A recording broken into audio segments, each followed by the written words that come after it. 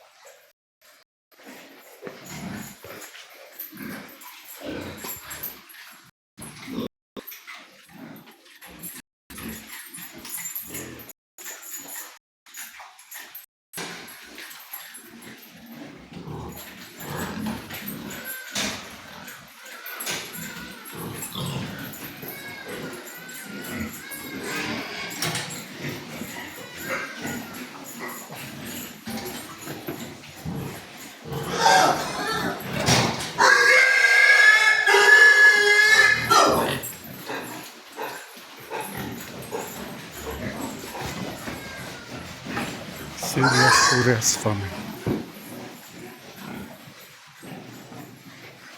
Let's see the feeding.